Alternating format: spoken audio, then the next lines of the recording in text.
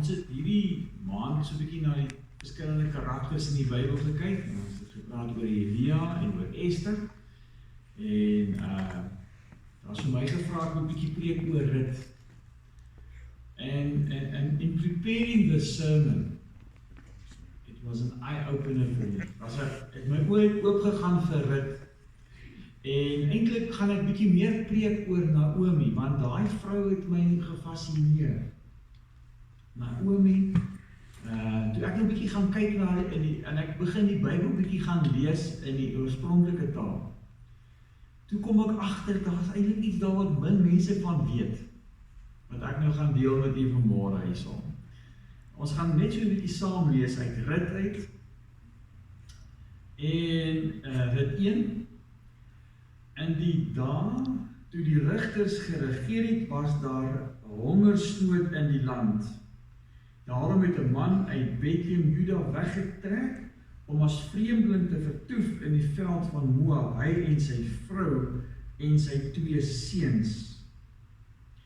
En dis interessant dat hulle nou hulle name noem, né? Hy sê, en die naam van die man was Elimelech, en die naam van sy vrou Naomi, en die naam van sy 2 seuns Maglon en Gilion. Efratiete uit Bethlehem, Juda, en hulle het gekom in die veld van Moab en daar gebly. En Elimelech, die man van Naomi, het gesterwe, maar sy met haar 2 seuns het oorgebly. En hulle het vir hulle Moabitiese vroue geneem. Die naam van die een was Orpa en die naam van die ander Rut. En hulle het daar omtrent 10 jaar gebly.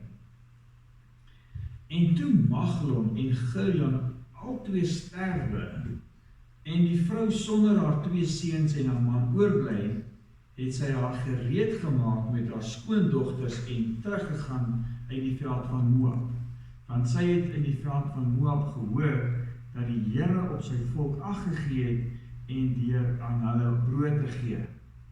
So het sy dan haar woonplek verlaat en haar 2 skoondogters saam met haar, maar toe hulle op die pad was om na die land Juda terug te gaan, sê Naomi aan haar 2 skoondogters, gaan heen, draai om, elkeen na die huis van haar moeder.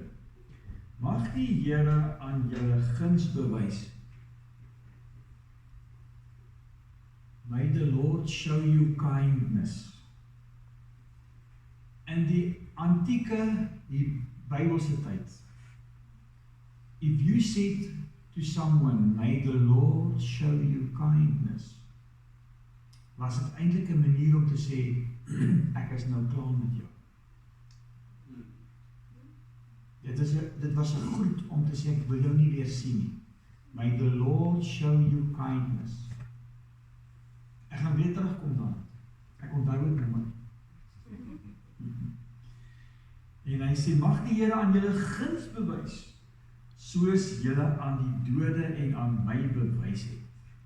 Mag die Here gee dat julle 'n rusplek vind, elkeen in die huis van haar man, en sy het hulle gesoen. Maar hulle het hulle stem verhef en geween en haar gesê, nee, ons wil saam met u teruggaan na die volk. Maar Naomi sê, draai om, my dogters. Waarom sou julle met my saamgaan? Het ek nog seuns in my liggaam dat hulle julle mans kan word?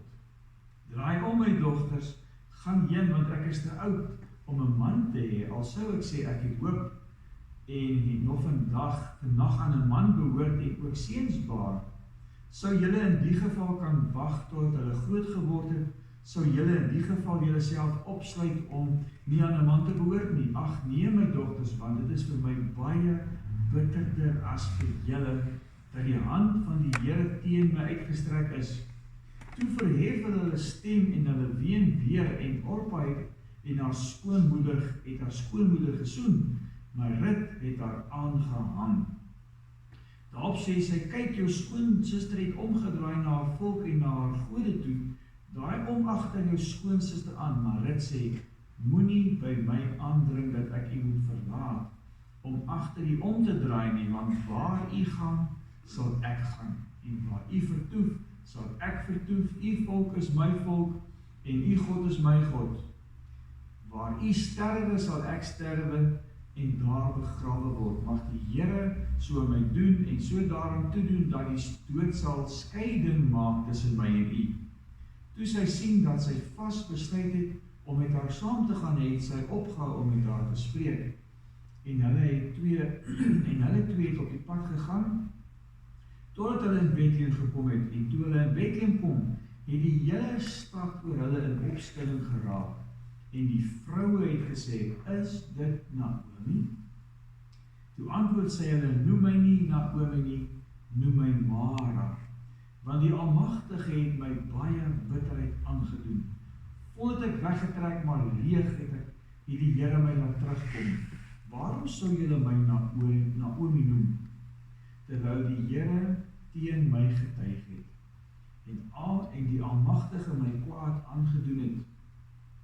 So het Naomi dan teruggekeer en Rut die Moabitese, haar skoondogter, wat saam met haar in die veld van Moab teruggekom het, en hulle het in Bethlehem gekom in die begin van die garsoes.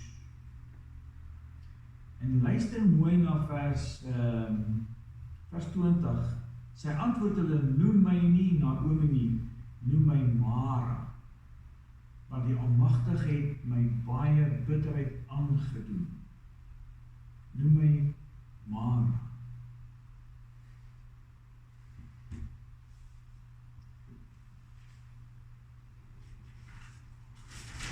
Op hierdie blaadjie is so 'n bietjie 'n uitleg van hierdie boodskap. Die belangrike punt.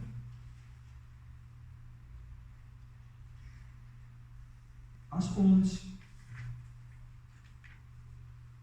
ons lees in Rut 1, vanaf vers 1 tot 5 sien ons, daar was 'n hongersnood.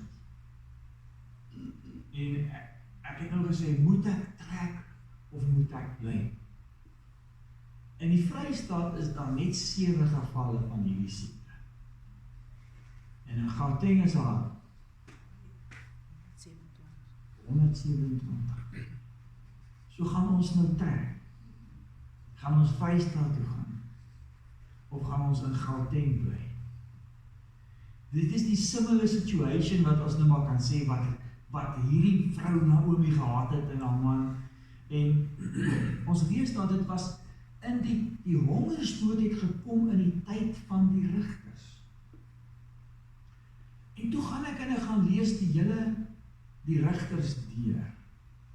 En die enigste manier wat ek kon agterkom dat daar soos 'n famine of 'n hongersnood was in die tyd hierso in hoofstuk 6 toe die Midianiete gekom het. Elke jaar het die Midianiete gekom en so was die sprinkane en hulle het al die goed wat die volk gehad het gevat. Hulle beeste, hulle skape, hulle koringoes, en hulle moes dit wegsteek, hulle moes nou slote grauw, en dis die tyd van Gideon. So God het hulle nie verlaat nie. Maar ons lees, toe hierdie hongersnood was, toe besluit Elimelech, en hy vat sy vrou, en hy vat sy 2 seuns, en hulle gaan trek na die veld van Moab, wat afgodedienaars was. So die vraag wat hulle vir hulle gevra het was, moet ek hierso bly? Maar wat hulle nie besef het nie was, daar was 'n Gideon gewees in die tyd van die rigters. En die Here het die Midianiete vernietig. En ons lees daarso vir 7 jaar het die Midianiete hierdie volk getreiter. En ons lees dat Naomi was omtrent so 10 jaar lang in die veld van Moab gewees. Maar ek let toe op, sy praat baie van haar naam. Sy is die enigste een in die Bybel wat haar eie naam verander het van Naomi na Mara. Toe Mara beteken bitter, want die Here het aan my bitterheid gedoen. Nou, hoe dit gewerk het in die Bybelse tyd? Afgesien van wat jy beleef het in jou lewe, Bybelse naam het almal betekenisse. Paulus beteken kort. My naam is toevallig ook Paul. My eerste naam is Paul. Nou nie dat ek nie geweet ek gaan kort wees. My ma het ook nie geweet, maar ek is nie baie lang. Maar, en Jakob beteken bedrieg. Toe gaan kyk ek 'n bietjie, wat beteken Naomi? Haar naam het eintlik drie betekenisse. Verwysende na. Eintlik in Engels kan ons sê, God is pleasant. God is aangenaam. Naomi beteken God is pleasant vir drie dinge. The ways of God, die weë van God. God se weë is aangenaam. En God se handelinge, his acts, sy handelinge is aangenaam. En God's character, sy karakter, is aangenaam. Naomi beteken drie dinge. As jy kyk na God, sy weë, sy handelinge en sy karakter. Dit is hierdie vrou se naam. So toe sy gebore is, het haar ouers besluit, as ons na God kyk, dan is God se weë is aangenaam. Sy karakter, sy handelinge, everything God does is good. Hulle het gesê, alles wat die Here doen, is reg. Sy karakter, daar's niks fout met sy karakter nie. Maar nou kom Naomi, en sy beland in hierdie hongersnood. En wat besluit hulle? Nee, hulle gaan nou Bethlehem, wat beteken house of bread. Bethlehem beteken huis van brood, vrugbare plek. Hulle sê, ek gaan hierdie vrugbare plek verlaat. En ons gaan nou na Moab toe gaan. En Matthew Henry is 'n slim ou wat lank terug geleer het, wat sulke dik kommentare geskryf het in die Bybel. Hy sê, om te vlug vir jou omstandighede, los nie noodwendig jou probleme op nie.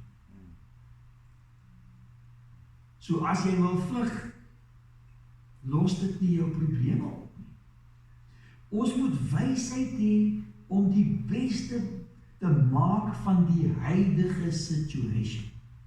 You must have wisdom to make the best of your current situation, soos hulle sê.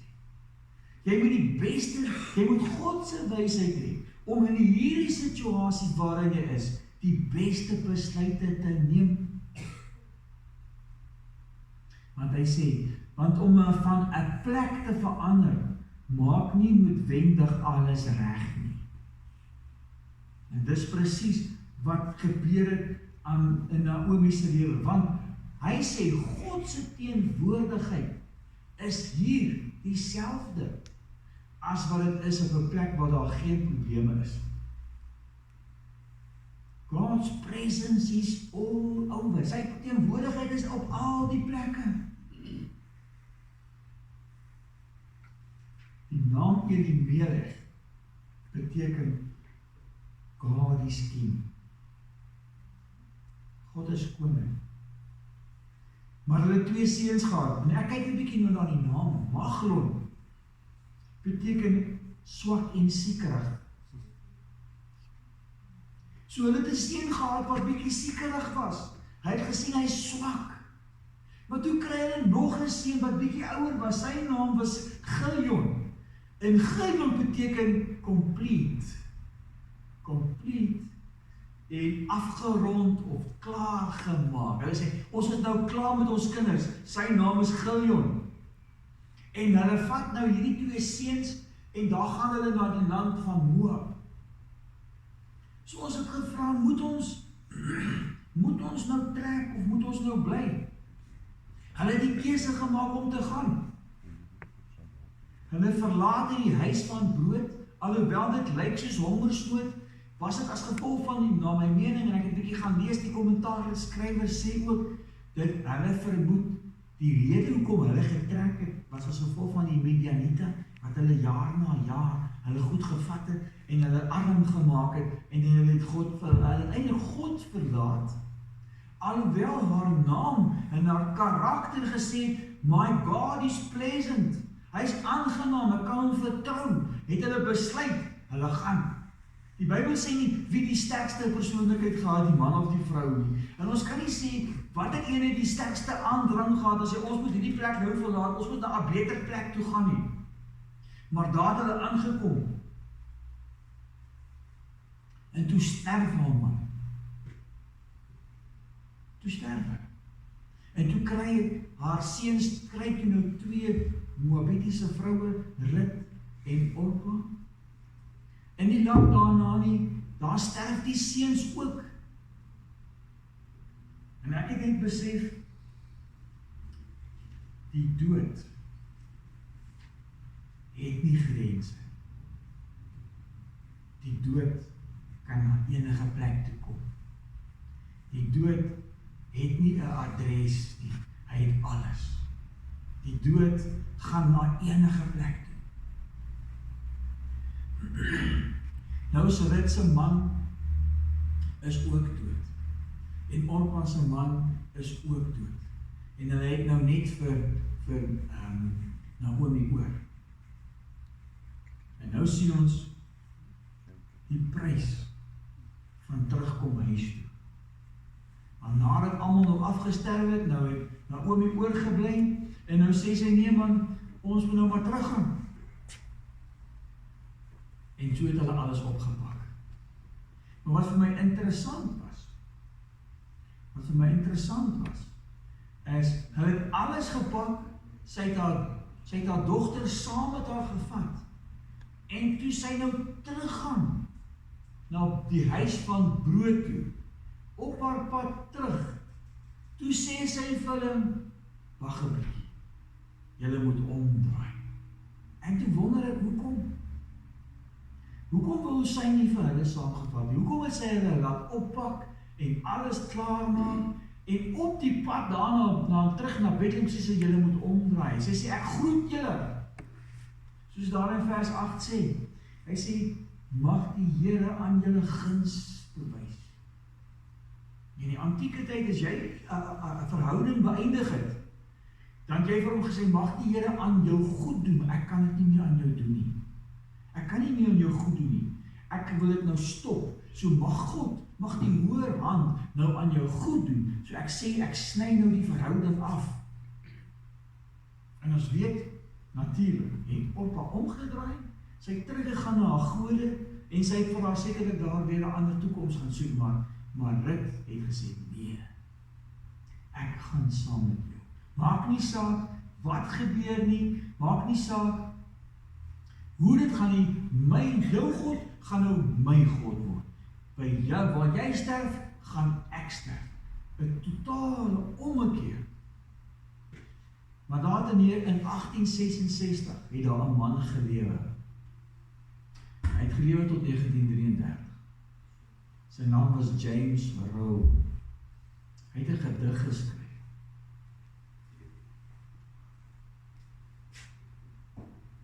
Vroeg met my beklei, want sy het gevra om 'n bietjie water. Sê ek nie. Jy moet vir my bid. James Rowe het gesê, dread not the things that are ahead. The burdens great, the sinking sands, the thorns that over the paths are spread. God holds the future in his hands. Hy sê, God holds the future in his hands, and every heart he understands. On him depend, he is your friend, he holds the future in his hands. Dis 'n baie mooi gedig.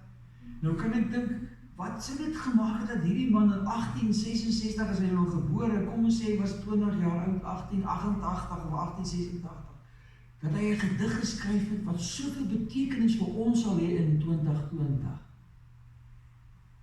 Wat vir my so mooi gesê, God holds the future in his hands, and every heart he understands. On him depend, he is your friend. Is God your friend, kan ek vra? Is die Here jou vriend? Is jou hart in sy hande? Want as dit in sy hand is, hoekom moet jy dan bang en benoud vir die virusse? Ons hoef nie bang te wees nie. En toe kom ek nou op 'n gedagte agter. Soms is die lewe 'n ander pad, God se kort pad. Partymal vat ons die lewe ons op 'n ander pad. Is dit nie so nie?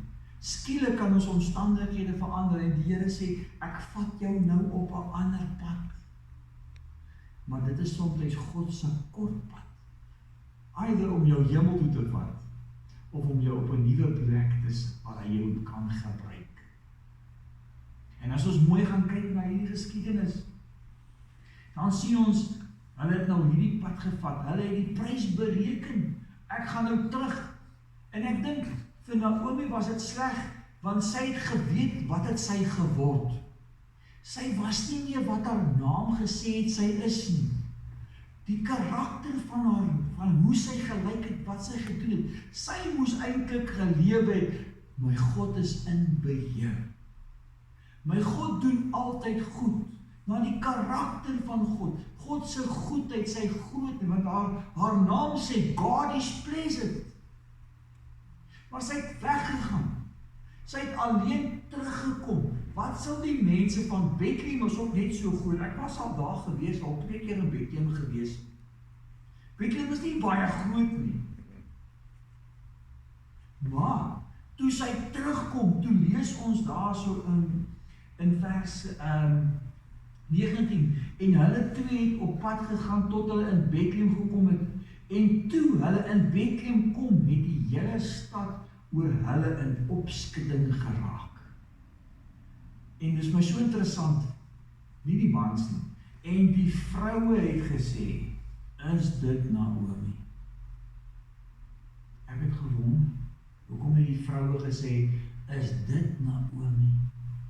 En sy sê, toe antwoord sy hulle, noem my nie Naomi nie. Met ander woorde het gesê, kyk hoe lyk hierdie vrou, dit wat sy is, hoe sy verander het, in die ander wêreld, dit haar karakter, haar menswees het verander.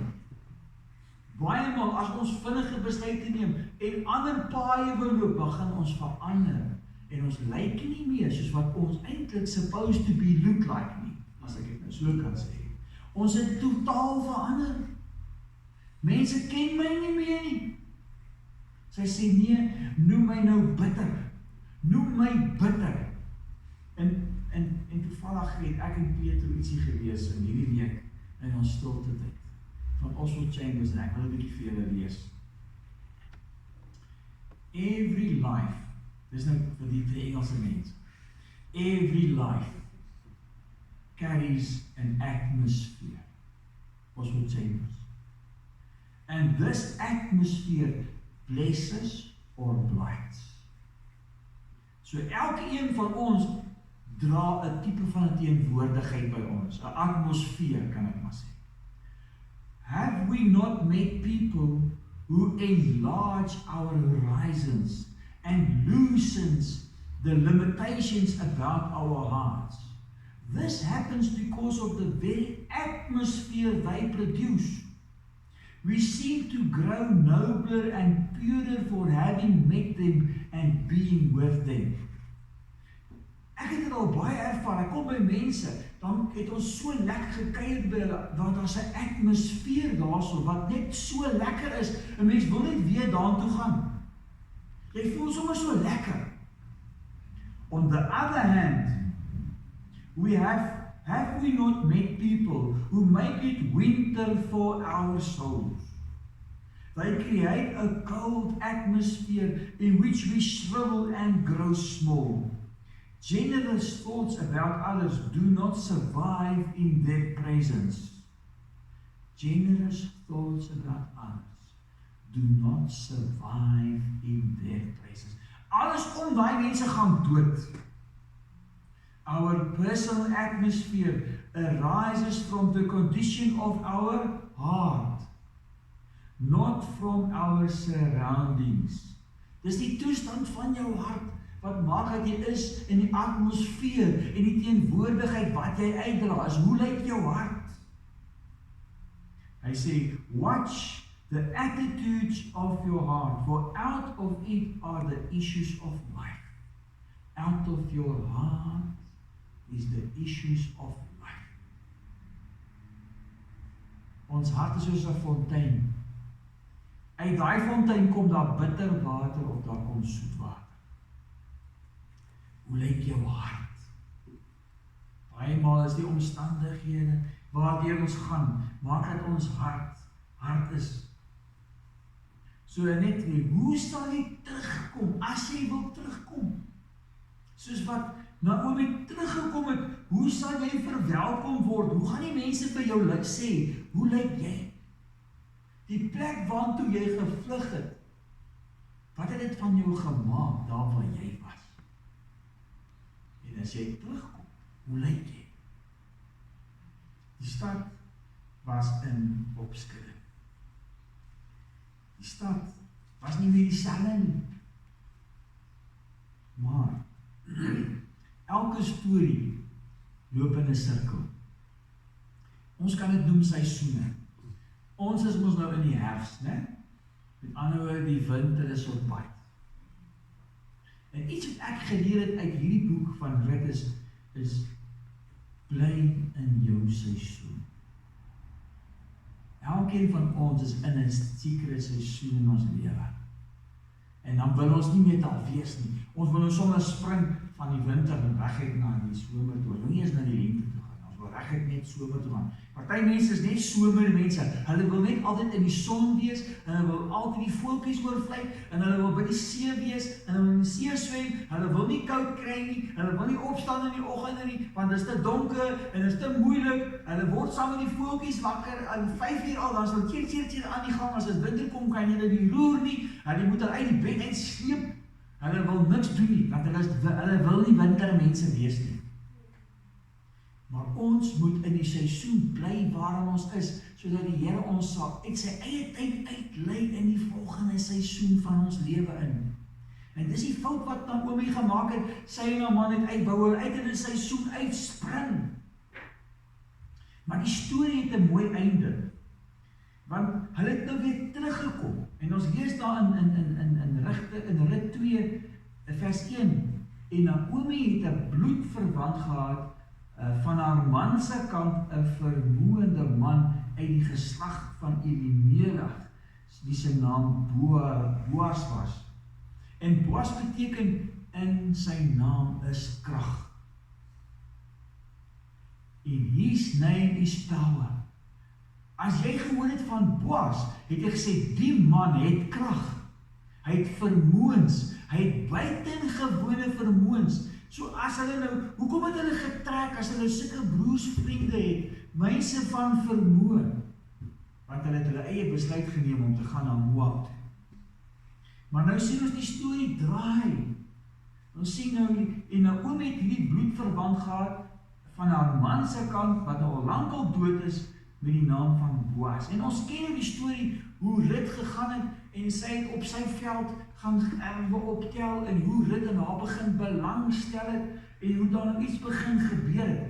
En dan, om nou klaar te gaan, dan gaan ons na Rut 4 toe, van vers 13 tot 17. Ek gaan net so 'n bietjie lees. En dan vra ek, wat doen ek met my tweede kans? Die laaste punt van die boodskap. Wat doen ek met my tweede kans? Want nou het Rut natuurlik 'n tweede kans gekry. En Naomi, na my mening ook, want sy het teruggekom na die buis van brood toe, na Bethlehem toe. Sy het weer teruggekom van waar sy verkeerd gestap het, sonder haar man, sonder haar seuns, het sy weer gebeland by Bethlehem. Dit beteken sy het 'n tweede kans gekry, 'n nuwe seisoen. Vers 13. Hy sê, so het Boas Rut dan geneem, en sy het sy vrou geword, en hy het by haar ingegaan, en die Here het vir haar swangerskap gegee, en sy het 'n seun gebaar. So Rut het weer 'n nuwe man gekry, 'n man van krag. En daar is 'n seun gebore uit hulle huwelik uit. En toe sê die vroue, nou is die vroue weer aan die woord, né? Vir Naomi, geloof sy die Here wat aan jou vandag 'n losser nie laat ontbreek het nie, en mag sy naam in Israel genoem word. Hy sal vir jou een wees wat jou siel verkoop en jou grysheid versorg, want jou skoondogter wat jou lief het hom gebaar, en sy sy wat vir jou meer werd is as 7 seuns. En Naomi het die kind geneem, op haar skoot gesit en sy het sy pleegmoeder geword. En die buurvroue het hom 'n naam gegee. Sien, weet die kinders, die mense gee die name. En ek het gewonder of julle sal weet wat beteken Obed.